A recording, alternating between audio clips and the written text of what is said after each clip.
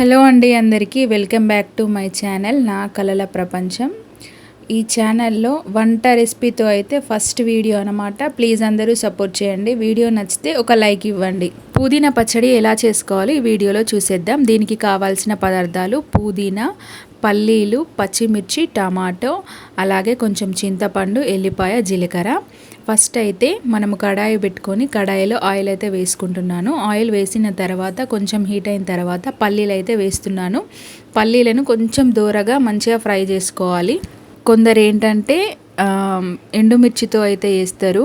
చాలా బాగుంటుంది. ఎండుమిర్చితో వేస్తే కారం కారంగా చాలా బాగుంటుంది. కానీ నేనైతే పచ్చిమిర్చి వేసి ట్రై చేస్తున్నాను. ఇట్లా కూడా టేస్ట్ చాలా బాగుంది. ఇప్పుడైతే పచ్చిమిర్చిని కూడా వేసి వేయించుకుంటున్నాను. ఫస్టే ఆయిల్ ఎక్కువ పోసి అయితే వేయించుకుంటున్నాను. ఎందుకంటే నేను పోపు వేయలేదు కాబట్టి ఫస్టే ఆయిల్ ఎక్కువ పోసి అయితే వేయించుకుంటున్నాను. చూసిరా, పచ్చిమిర్చి కూడా కొంచెం మగ్గేంత వరకు వేయించుకోవాలి. అలాగే చింతపండును కూడా కొంచెం వేయించుకుంటున్నాను. చింతపండు అలాగే ఎల్లిపాయలు కూడా వేసి కొంచెం ఒక నిమిషం పాటు వేయించుకోవాలి. వేయించుకొని ఇవన్నిటిని కూడా ఒక మిక్సీ జార్లోకి అయితే తీసుకోవాలి. ఇప్పుడైతే మళ్ళీ శుభ్రంగా కడిగి పెట్టుకున్నటువంటి పుదీనానైతే పచ్చివాసన పోయేంత వరకు, కొంచెం కలర్ చేంజ్ అయ్యేంత వరకు ఆయిల్లోనే మంచిగా మగ్గనివ్వాలి అన్నమాట. చాలా బాగుంటుందండి పుదీనా పచ్చడి. వేడి వేడి అన్నంలో తింటేనైతే టేస్ట్ సూపర్గా ఉంటుంది. అలాగే మంచి ఆరోగ్యకరమైన పచ్చడి అనే చెప్పొచ్చు. ఎందుకనంటే మన జీర్ణ వ్యవస్థకు, అన్నం అరుగుదలకు అన్నిటికీ కూడా పుదీనా అనేది మంచిగా ఉపయోగపడుతుంది.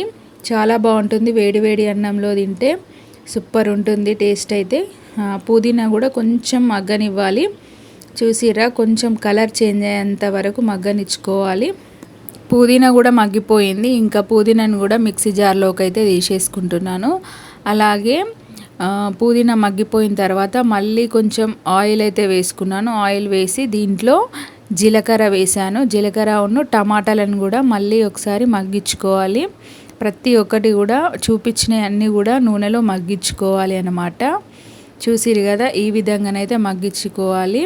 ఇప్పుడైతే అన్నీ మిక్సీ జారీలోకి తీసుకొని సాల్ట్ అయితే వేసుకొని మిక్సీ అయితే పట్టేసుకోవాలి. అంతే అండి, ఎంతో సింపుల్ అండ్ టేస్టీ పుదీనా పచ్చడి అయితే రెడీ అయిపోయింది. లాస్ట్లో అన్నీ మిక్సీ పట్టుకున్న తర్వాత లాస్ట్లో టమాటా వేసి అయితే పట్టుకుంటున్నాము.